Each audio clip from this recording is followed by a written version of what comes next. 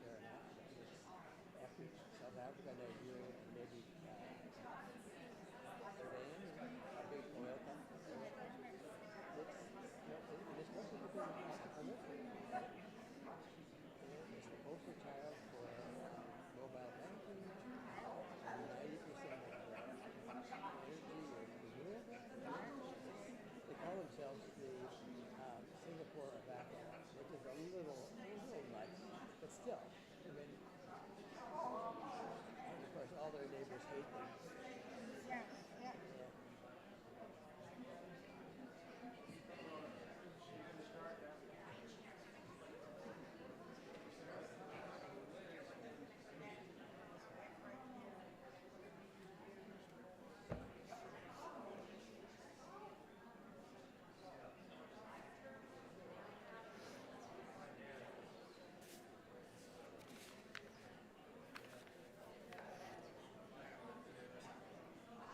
Yeah. So we want clash.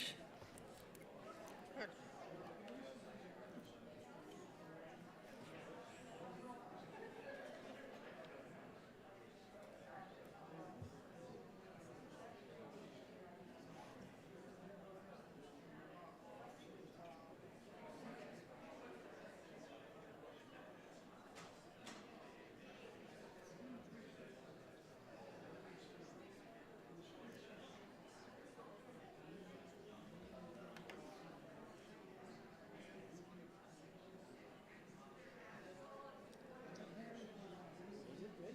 All right. My fee will be a little higher.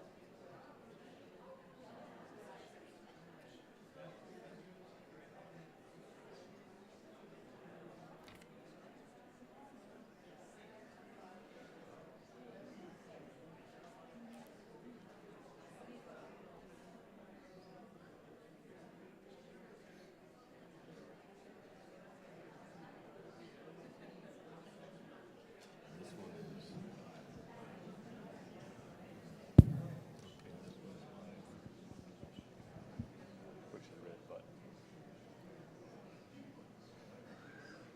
Hold it down until it lights up. Yeah, here it is. Got it. No, we shouldn't have this on the floor. Good evening, everyone. 5 hours.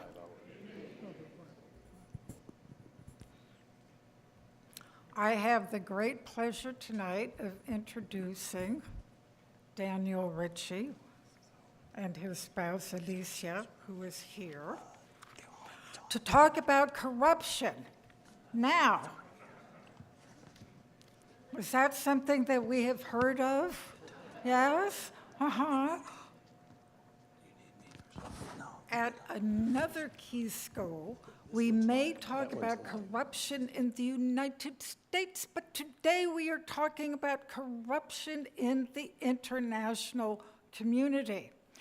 In 1996, World Bank President John Wolfenson declared that we were going to erase corruption, combat corruption practices that happened to have been the year in which Richard and I went to Kenya. And one of the goals that the heads of various agencies in Nairobi and I decided to focus on was corruption, because in Kenya it was severe. Well, guess what? My effort was about as successful as the World Bank's effort, because today, corruption is estimated to cost $2.6 trillion or 5% of the world GDP. What is going on? Because corruption really does corrupt everything, from respect for our political leaders to rule of law and so forth. I was unable to stop corruption in Kenya, but Daniel Ritchie is going to talk about both Kenya and other places that have addressed corruption, and more importantly, get to the issue of what is this all about. And if there is a person who is perfect to be talking about this issue, it's Daniel Ritchie. Minnesota born, Princeton and Maxwell School of Public Administration, Syracuse educated, went to Kenya and Bangladesh before he joined the World Bank, in which he spent 40 years from agricultural issues, from loan officer to agricultural issues to project manager and project evaluation. And it was from project evaluation that I think provoked him to found a non-governmental institution on corruption, which is called the Partnership for Transparency. Okay, as a macro person, Partnership for Transparency would be really nice here too. So Daniel, tell us about transparency and what civil society can do to promote it. Thank you very much for coming. Let's say hey.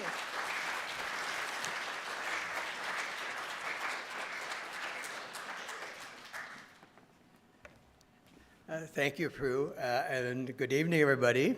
And thank you, Prue, for giving my speech for me already. That's quite all right. No, I really appreciate your joining me this evening to talk a little bit about the issue of corruption and the consequences of corruption.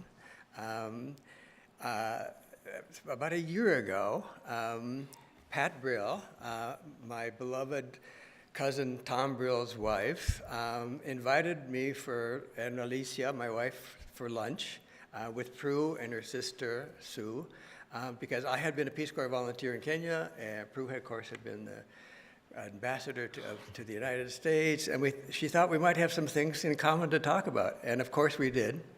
But I also talked a little bit about my work, my current work, with the Partnership for Transparency, which is dedicated to fighting corruption and promoting transparency and accountability in government around the world. And we thought this might be an interesting subject for us to discuss in your lecture series. Maybe a little esoteric, but also I think interesting. But little did we know that the issue of corruption, state-sponsored corruption, the lack of accountability of government has become kind of front-page news. So I want to talk about my experience with corrupt practices around the world, but I think we should also say a few words about what are we going to do to manage corrupt issues more closely at home. And I really, really love your own views and your own sentiments and your own thoughts about how to do that. And maybe we'll have time. We're going to make sure we have enough time so that we can exchange views and we can talk about these kind of issues. Let me say a few words first about why I got interested in the issue of corruption. In 1964, I joined the Peace Corps after having worked in the Peace Corps in the summer of 1963 with Sergeant Shriver and Bill Moyers, and I was really inspired by them. So I joined the Peace Corps. I was assigned to the first project group to work in Kenya, Kenya 1. And we worked on a land settlement program in which we settled African smallholders on former European farms that had been divided into 15 and 20 acre plots. And for me, it was a kind of a transformative experience because I was supposed to go home after college to Minnesota to work for the Great Northern Railroad because I love trains. But I decided instead that I wanted to work on international economic development. That started me off on my career. My experience in Kenya also was my first exposure to grand corruption and petty corruption that was really hurting the poor. I remember one day an old man came to see me in my office and said that my boss, the settlement officer, he had given the boss 400 shillings, which was a lot of money in those days, to get him a plot on our settlement scheme. And the boss had not been able to deliver. And of course, being from Minnesota, I was incensed, you know? And so I went to my boss's boss and said, my boss has committed an act of bribery and an unsuccessful act of bribery. And my boss's boss said to me, this is not our business. It's a business between the individuals engaged, and we are not to get involved. So being from Minnesota, I went to the boss's boss. And eventually, we discovered that the boss's boss was also on the take, and he eventually got sacked. And I've always felt badly about it, because this poor man who came to me for help wound up with no farm, with no restitution, and with no justice. And that wasn't right. So following the Peace Corps, I actually spent a year working with USAID in Bangladesh as part of my master's degree program from Maxwell School funded by USAID, trying to encourage young Americans to work in international affairs. And it worked. I joined the World Bank, and I worked there for 30 years, and another 10 years as a consultant. And I did a lot of different things. Every 3 or 4 years, they found out I didn't know what I was doing. So I got promoted and moved on to other jobs. But one of the things I was proudest of was starting a program for the first time in the World Bank for promoting better government governance, efficiency, and effectiveness. It was the first time the World Bank ever got involved in that kind of an issue. So I was quite proud about that. But then when I retired from the World Bank in 1998, I helped start the Partnership for Transparency. This is an international nonprofit organization, basically promoting good governance, fighting corruption, promoting greater accountability and transparency in government, basically by having civil society organizations, local civil society organizations, be involved in monitoring the activities of the government agencies, public services like health and education, public procurement, as I will show you in a few minutes, it's been a great success. I've been very proud of the work that we've done in the PTF. The PTF was actually founded by a man named Peter Eigen. I don't know if any of you know Peter Eigen. Peter Eigen was the founder of and executive director of Transparency International. And TI is the preeminent international organization dealing with the issue of corruption. When he founded TI, corruption in 1994, corruption was not on anybody's agenda. And I have to say that Peter himself was responsible for making sure that it became a really important issue for development agencies and for governments globally. And I've always said, it's an example of an individual with a vision that can make a difference.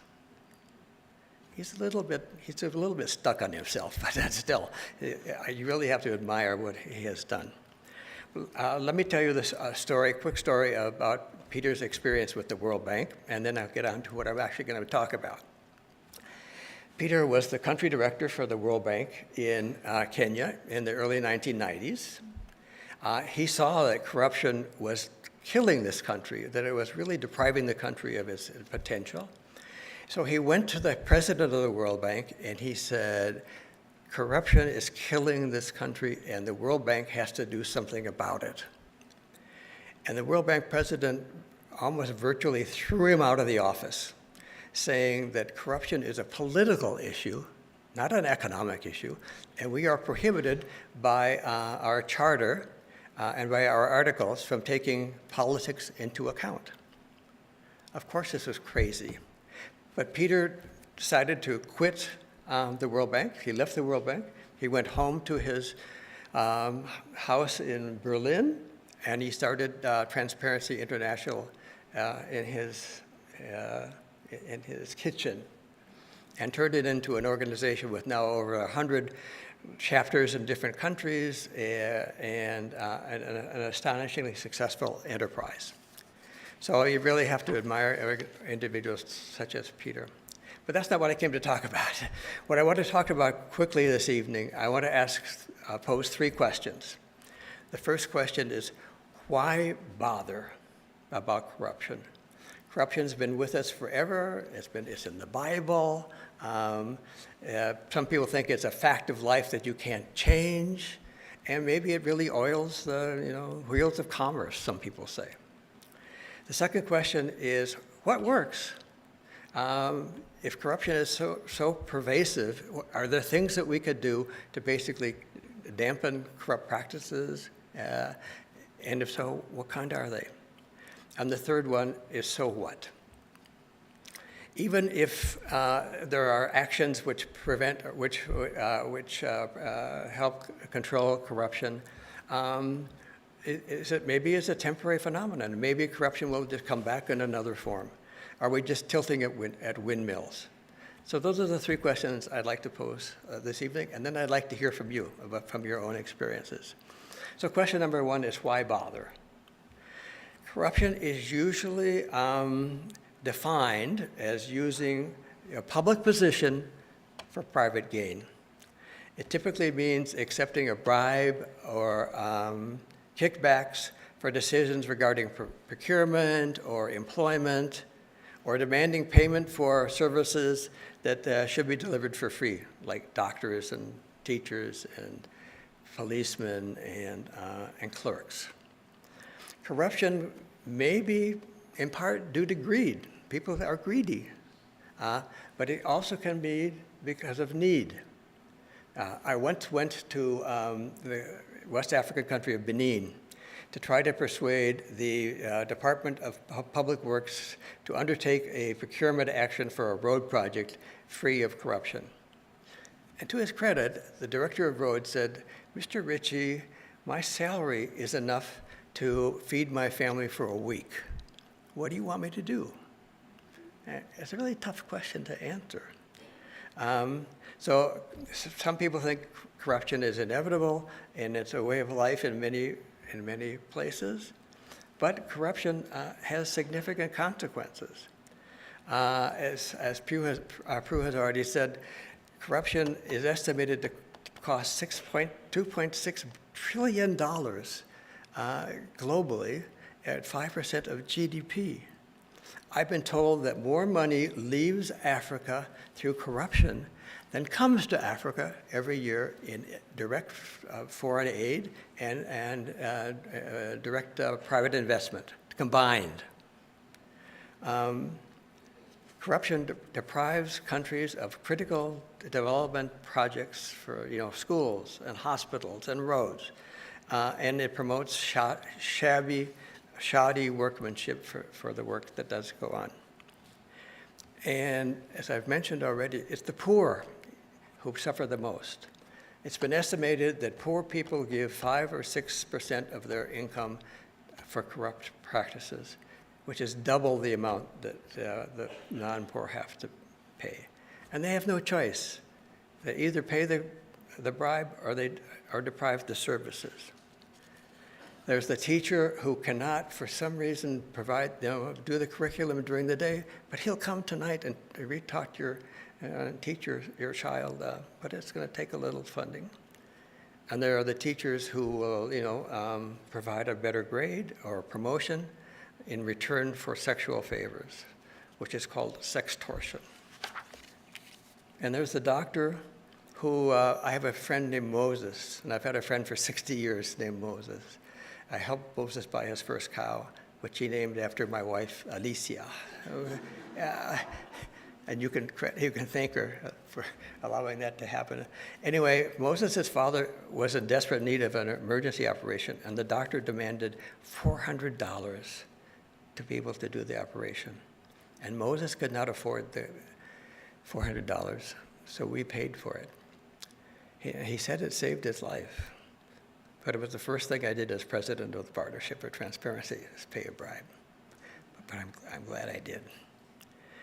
So not only does corruption have significant economic and social consequences, it also undermines respect for authority, it undermines confidence in the rule of law, and it undermines the sense of justice. And we have seen globally the decline in respect for government, and especially when government officials can act with total impunity, which is what's happened in Kenya. So that brings me to my second question. So what works? What can be done, in fact, to fight corruption more effectively?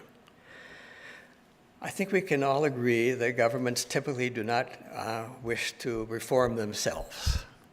And they don't want to be, and none of us really want to be held accountable for a lot of things we do. And governments in particular don't want to be held accountable. And after all, many politicians and bureaucrats, they benefit from a corrupt system. As Prue has already mentioned, in 1999, the president of the World Bank, Jim Wolfenson, said, he gave a speech called the Cancer of Corruption, and he directed the World Bank to undertake policies and laws, support laws and institutions that would fight corruption, like anti-corruption agencies and Supreme Audit institutions and whistleblower laws and Freedom of Information Acts, et cetera. I mean, it was a significant part of the World Bank's business in the mid-1990s and the early 2000s. And I was involved in many of these programs myself, and I have to say, I think by and large, these efforts failed. There are so many ways to divert attention, to basically find your way around the corrupt practices. So many people were benefiting from the status quo that they found ways to circumvent the controls. And many of the anti-corruption organizations with whom I worked have been really toothless. And I don't know if you were in Kenya when John Gitongo was he was the czar of anti-corruption. And he taped ministers admitting to paying bribes. And when he went public with the information, who was it that had to leave the country under threat of murder? It was John Gitongo. It wasn't the ministers. So as I say, as then, as now, corruption is, people have government officials have impunity to steal. There's a story that the current president wanted to become head of the African Union. Maybe I shouldn't tell the story because maybe somebody is listening and people is being recorded. Anyway, apparently he tried to encourage a number of African heads of state to vote for him for head of the African Union, but he failed.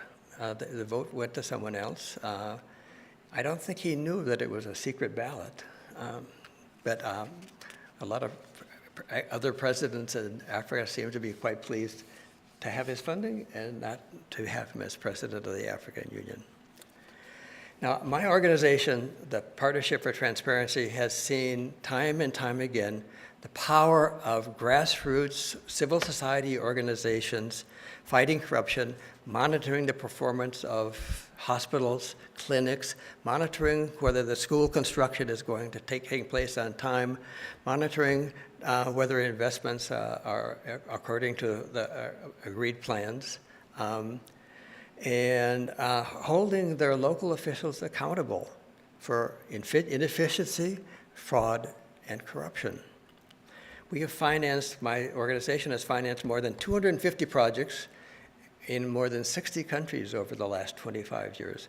Usually really small projects of $25,000 or $30,000 for 1 or 2 years, decided upon by the civil society organizations themselves. Unlike a lot of aid agencies which decide what it is they want to do and then they get people to do it, here the decision-making was from the grounds up. It was an entirely demand-driven process because local officials, they knew the good guys and they knew the bad guys, and they knew what would work and what did not work. And I'm pleased to say that in 3 independent evaluations, over 85% of the projects that we supported were deemed to have achieved their objectives. So it has worked.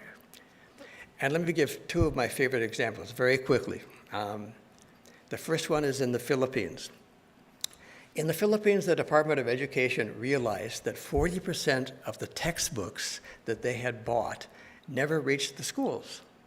Whether it was because they were sold in the market or they were thrown overboard before getting to the school in the island, or whether maybe they weren't even produced in the first place. 40% of the textbooks never got to the school.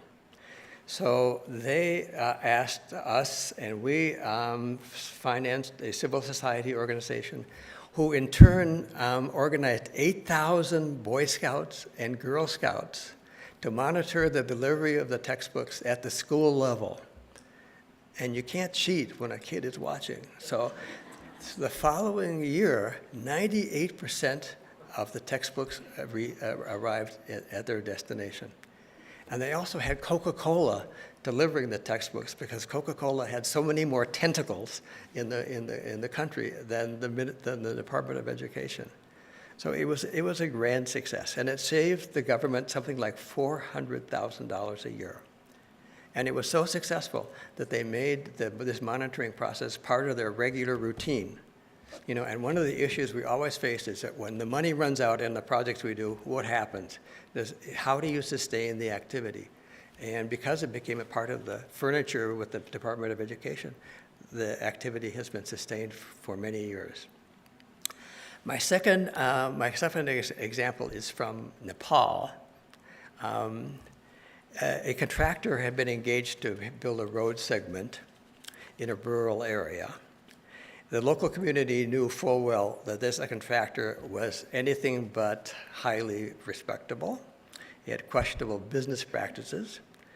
And one day, we funded the CSO.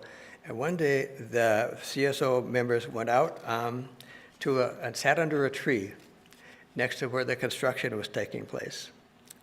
And they counted the number of bags of cement that the contractor was using. And they knew how many bags of cement were supposed to have been used. And the number he was actually using was about half as many.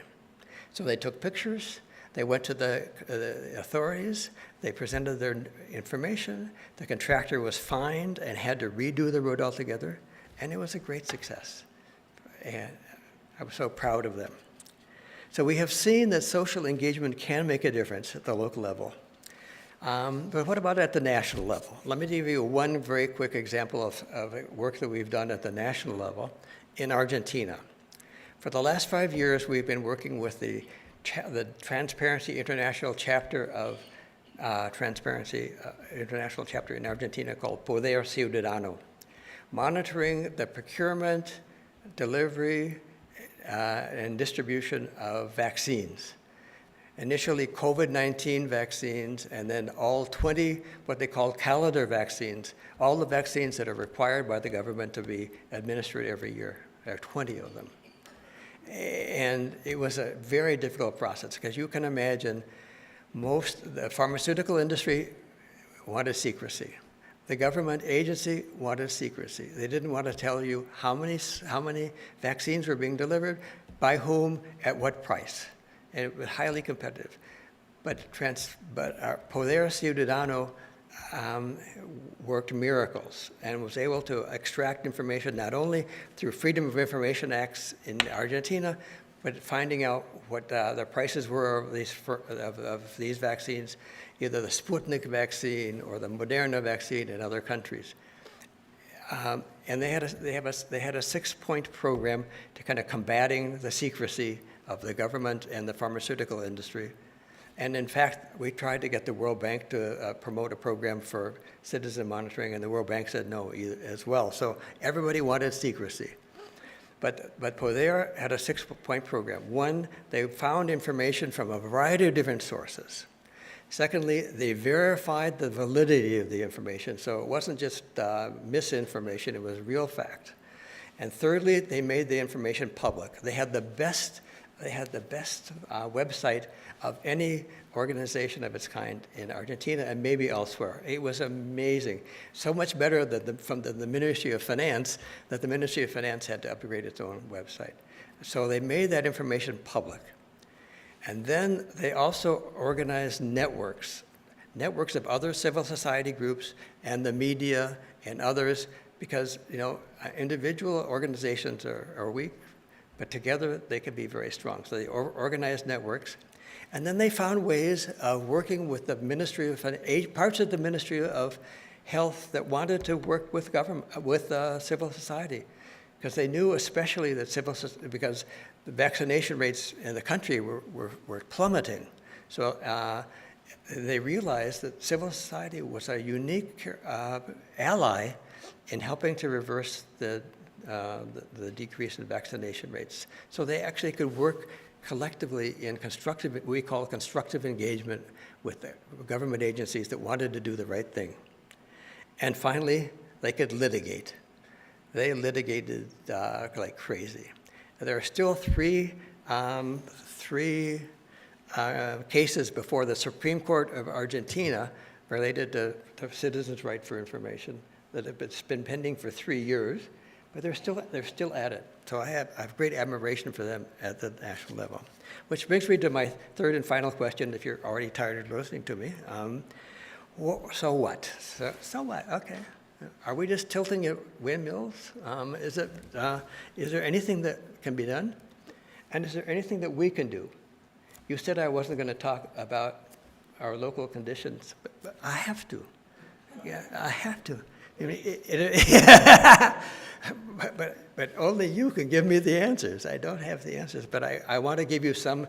I want to give you some thoughts about our own experiences, which I think may be relevant to the current situation here at home. I have to say, I think in my almost 60 years of professional activity, I can't remember when the threats of corruption and unaccountable government have been greater.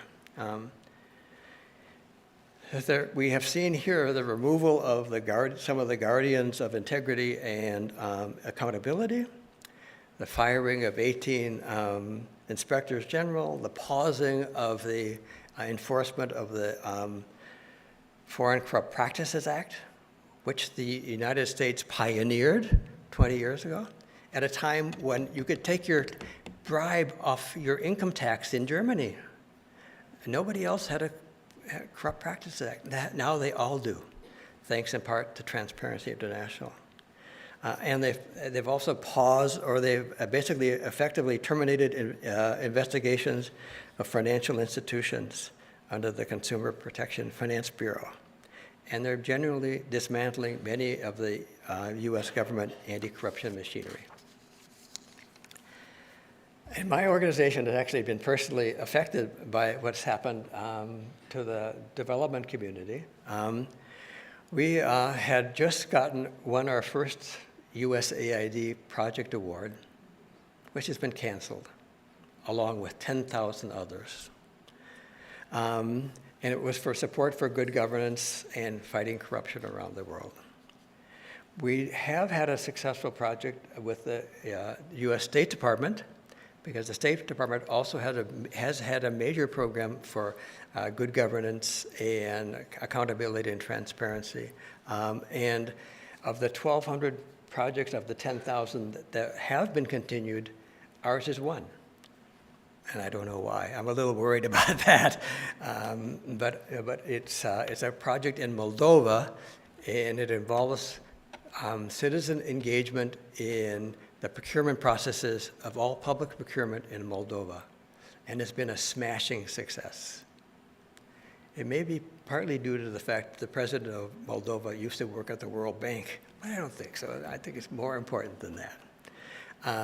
But it seems to me, my own sense is that, well, I'll come back to that. What can we do actually to reverse the decline in public integrity? Let me give you just 3 thoughts from my own experience, and then I'd like to hear from you all. First, I think civil society must be a vocal and persistent voice in combating the violations of our values, our fundamental freedoms, and the respect for government and authority. And by civil society, I mean NGOs, nonprofit organizations. I mean business associations. I mean legal associations. I mean the media, academic institutions, the whole range of institutions independent of government with its own rights and its own sense of values and what is right. Civil society has to play an active role, especially when the traditional guardrails against autocracy, the legislative and judicial branches, are complicit or under threat. We have to support civil society with our personal engagement and our financial support. I was asked, we had a letter the other day asking us to support the Women's League, what's the name of the league? The League of Women Voters. And they're committed to do this kind of work. And I hope that you will think about organizations where you might be able to be helpful as well. Secondly, we have to encourage a collective approach to the response. Networks, as I mentioned earlier, networks matter fundamentally. Individuals, organizations are weak, but working together, we can see how the collective approach can actually produce remarkable success. And we must not allow government to single out individual law firms, universities, media outlets, and states for punitive action. We have to act collectively. And thirdly, we should remember that context matters. We have seen in our own history similar threats to our polity.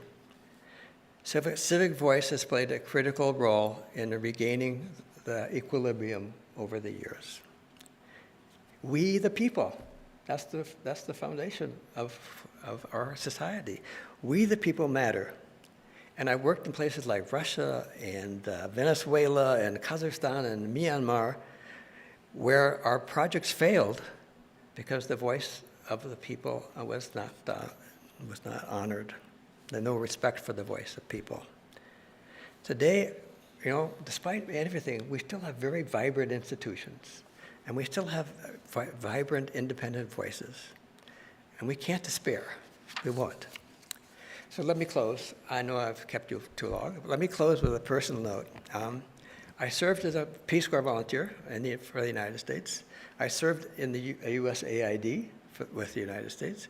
As a World Banker, I worked for 40 years with organizations like USAID and the U.S. government agencies, and I had the greatest respect for what the USAID in particular had done.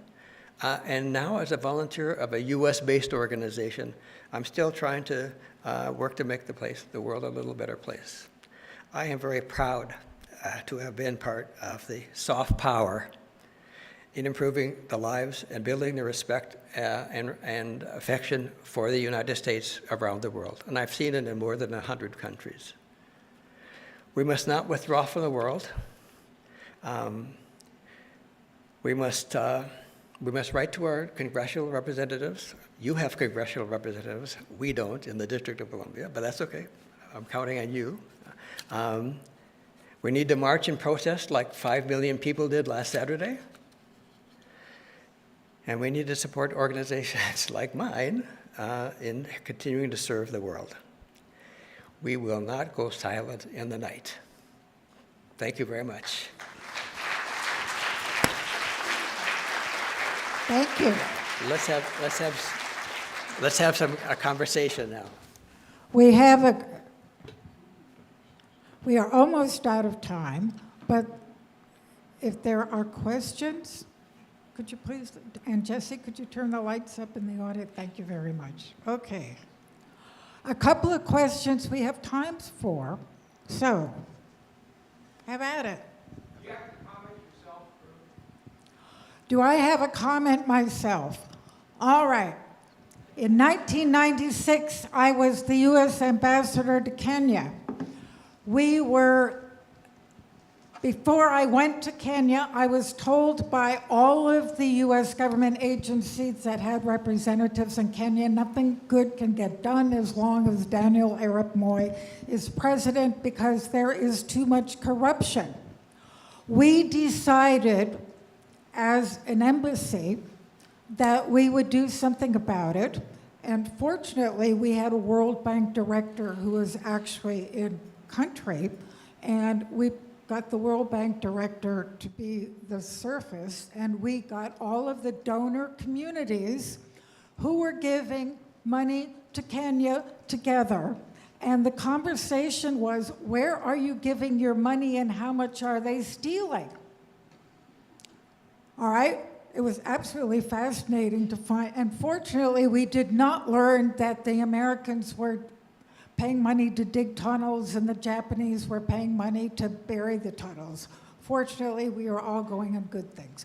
But we found that, yes, the government stole from every single one of us.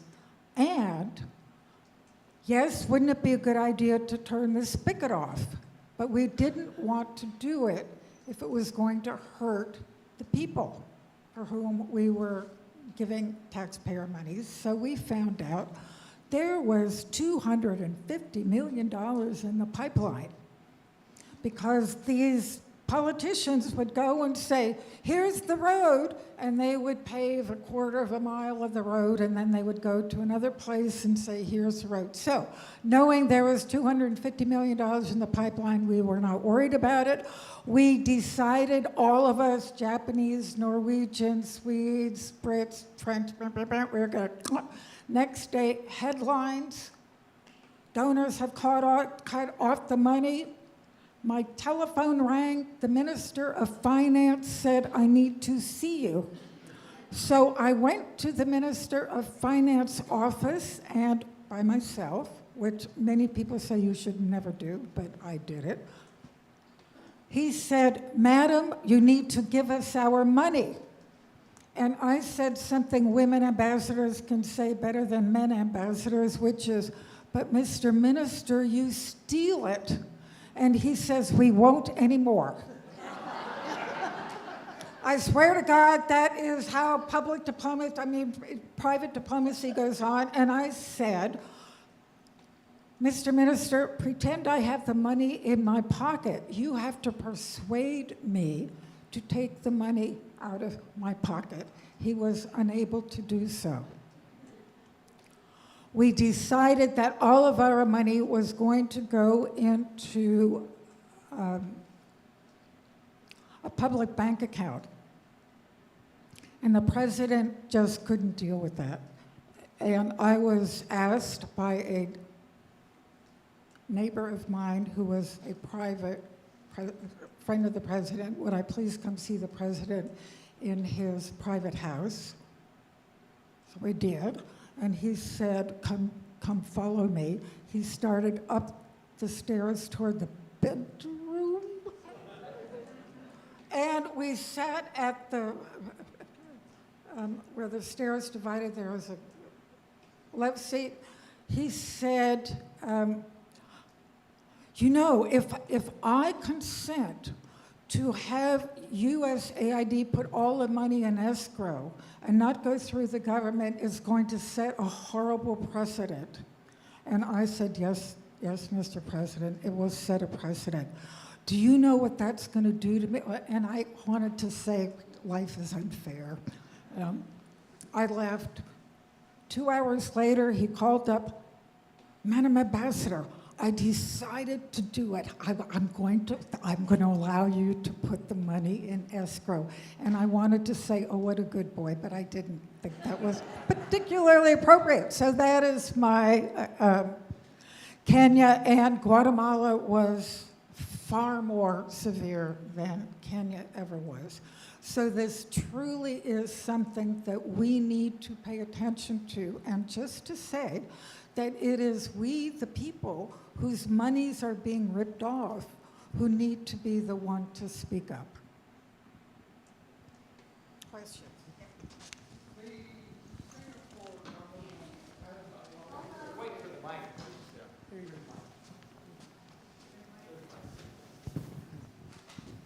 The Singapore government has a reputation for incorruptibility. Is this true? And what factors would you say are live up to its reputation? Can you hear me? Yeah. I think, at least from my past experience, the government of Singapore is and has been very free of corruption for a long time. And I think the principal reason for it is the president, prime minister of Singapore for many, many years individually decided that this is something he believes strongly in.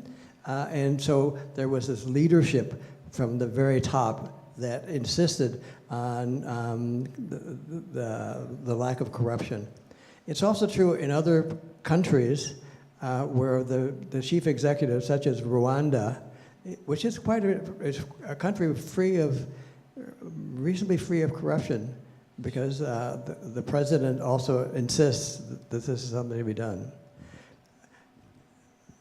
It causes me a little bit of anxiety because mostly they're pretty authoritarian regimes, but on the other hand, they have been very successful in fighting corruption. People ask me all the time, are there any countries that basically become less corrupt? And the answer is, of course, yeah. The wealthier you are, the likelihood of being corrupt and needing to be corrupt is reduced.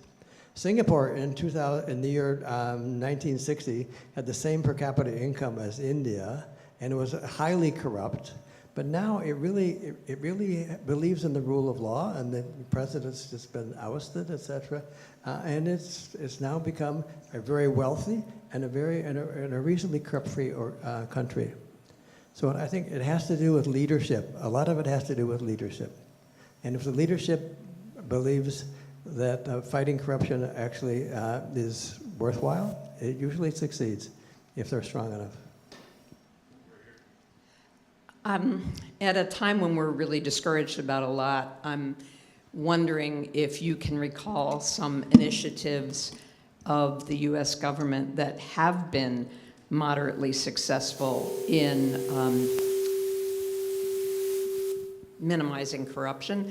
I'm thinking particularly maybe 20 years ago, both John and I were working with national NGOs when something called the Millennium Challenge Corporation and the Millennium Development Account were created under the George W. Bush administration, and at least the intent was to award grants to countries that had a scale of anti-corruption, transparency, all of the things you're talking about. I don't know how that was rated in terms of a successful initiative, but can you cite some others where that kind of rules-based international interaction was really making a difference? Well, I've had a lot of respect for the Millennium Challenge Corporation. I think they represented a very different approach to the development process from USAID. They basically relied much more on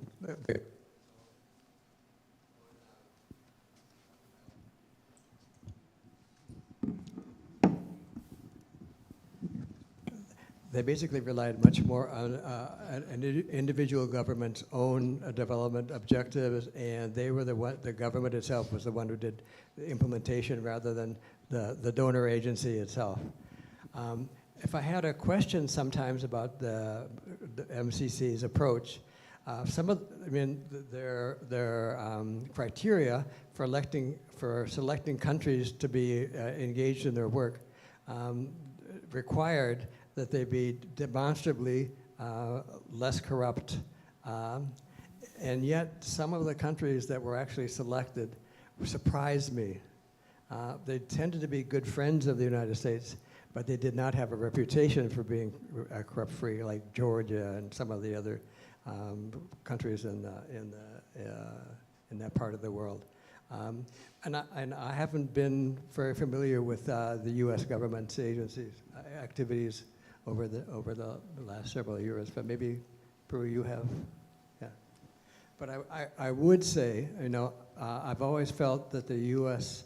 government activities, and particularly AID activities globally, were among the most professional in the world. And I've worked with DFID, with the British aid agency, with NORAD, with the Japanese agencies. And historically, USAID had a lot of the best technical professionals in the world. And when I was working there in the 1970s, USAID had a lot of very strong technical staff.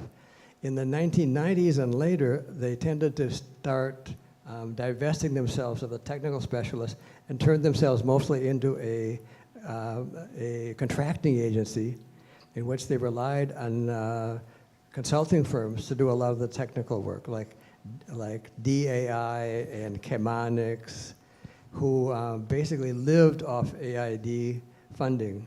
And now that that funding is gone, Chemonics has lost $1 billion in revenue overnight, and will probably have to file for bankruptcy.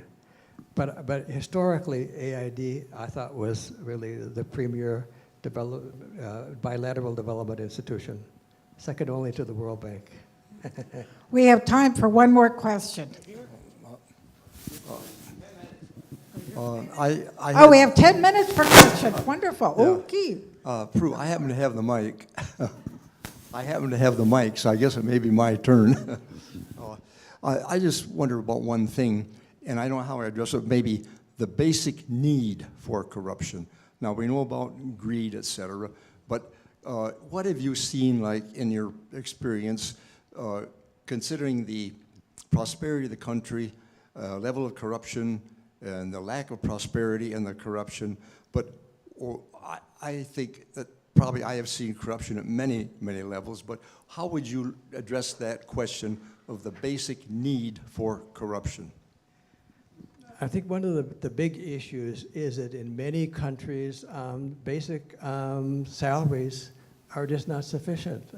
A government, somebody who works for the government, like the example I gave, their salaries are just not sufficient for them to be able to feed their family and live comfortably. So it becomes almost an imperative. There's also in Kenya, a typical policeman will make maybe half of what he needs to live on. And almost any policeman you may find on the side of the road who stops you for some infraction, some alleged infraction, will hold out his or her hand and say, "Toa kitu kidogo," give me a little something. Because he has to. Not that he wants to, but he has to. Now, Transparency International has an annual review of what they call the perceptions of corruption of 180 countries. And it's controversial, but they rank all 180 countries by the perceived level of corruption, which is demonstrated by half a dozen different surveys that are done by for the business community. And of course, the least corrupt tend to be the wealthiest. I mean, Denmark always comes out as number 1, and South Sudan always comes out as number 180. So there has to be a correlation, I think, between wealth and the propensity for corruption. But if you look at the United States, it ranks about number 26. So it's not in the top group. And corruption here is endemic. So it doesn't necessarily follow that the wealthier you are, the less inclined you may be for corrupt practices. I found when I was in Kenya, a number of us kept wondering how much is enough. I mean, really, these people are stealing more money than they could possibly spend in more than one lifetime. Then I happened upon an occasion at an airport when the Kenyan cabinet was leaving and I was going to leave with them. And I happened to spend 2 hours hanging out with the foremost government leaders of Kenya. And what I discovered was the competition for stealing. They didn't need it, but he got 50, I need to get 60. If he got 60, I need to get 62%. And here were all these guys who are literally sitting like this, talking about how much they had been worth. And suddenly I realized, you know, there are a group of people who are corrupt, and they, among their own enclaves, just want to compete. How much can we steal and get away with? And again, until somebody says, that's it, you've had it, goodbye, it will not stop because it's a propensity. Yes, another question? Yes, I heard about a book called Who is Government? The Untold Story of Public Service by Michael Lewis. And his point was about the poor respect that we have for government service in the U.S. And I wonder, that must play a role in allowing people to feel they can get away with things if they consider the government corrupt and suspect. When in fact, most of you know, a government person can't take a sandwich or any kind of bribe, at least here. So it seems the lack of respect for government and the just the willy-nilly firing of people is just one example of that. Yes, one of the most profound things that I see happening around the world is a decline in respect for authority. I mean, this is really serious. People do not trust government the way they used to. It used to be that 70 or 80% of Americans felt that by and large government was doing the right thing in their behalf. That's no longer true. And I think trying to rebuild that sense of trust has got to be the most important thing that we care about, because if you don't care, if you don't trust your government to do the right thing, then you can do anything you want, and there may be no consequences. And I think that's an extremely dangerous phenomenon.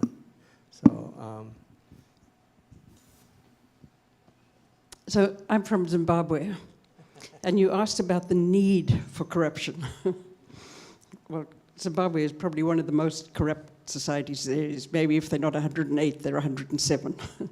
But some while back, the inflation in Zimbabwe was over 1,000% per month.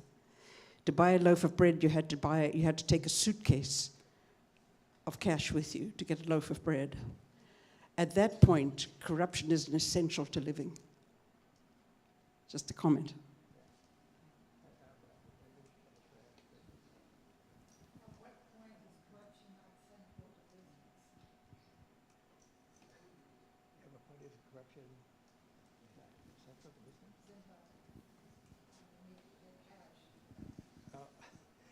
I'm sorry, could you explain yourself again? I didn't quite understand what I'm What? going back a few years. I don't know what it's like now. I think it's pretty bad now. Yeah. But a few years ago, inflation was 1,000%, Yeah. in excess of 1,000% Yeah. per month. Yeah. Just unbelievable. In order to buy a loaf of bread, you had to take a suitcase of money to buy a loaf of bread, of cash, to buy a loaf of bread. that breeds corruption. You can't live without corruption.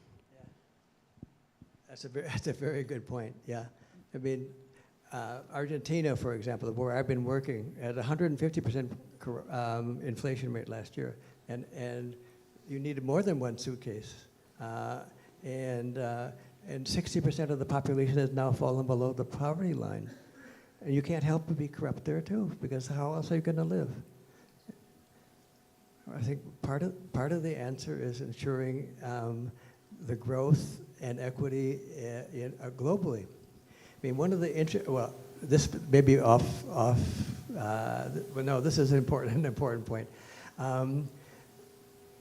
The globalization, of the last 40 or 50 years has had an astonishingly successful effect around the world. Now, what is done in the United States is actually, not always all that happy. In the year 1940, 40% of Americans worked in factories. Today, it's 8%.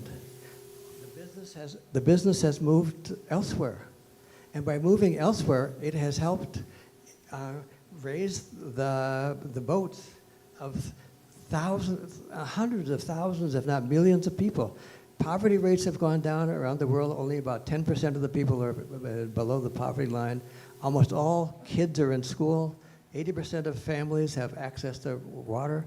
And your daughter is going to live 20 years longer than her grandmother. I mean, so the world is infinitely better off physically than it was 2 generations ago.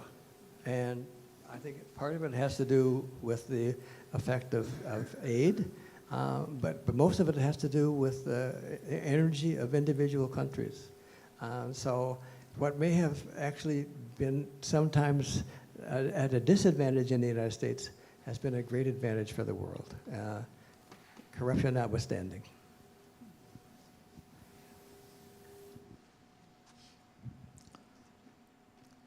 One last question?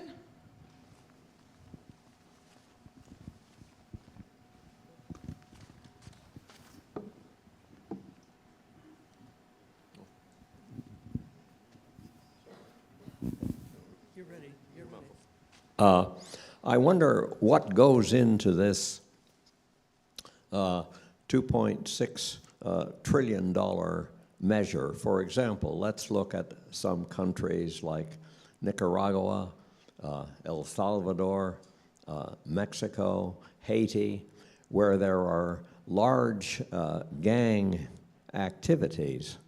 Is the essentially takeover of some small community entirely by a gang? Is the take of money into that gang something which goes into this measure of corruption? That's a very good question, and I frankly, I don't know how they came to that particular number.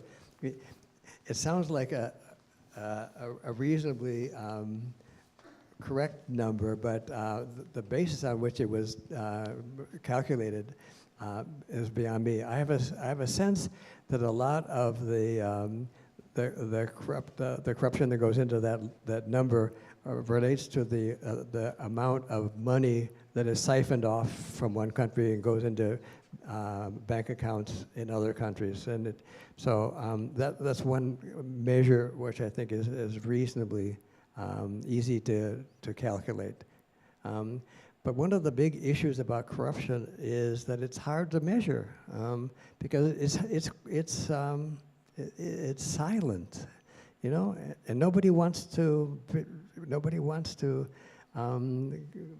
come clean on what in fact the corrupt practices are. And so when you can say you reduce corruption by 10%, how do you know? What was the beginning number? What was your baseline? So I can't give you a very cogent answer about where the $2.6 trillion come from, but I bet it's pretty close to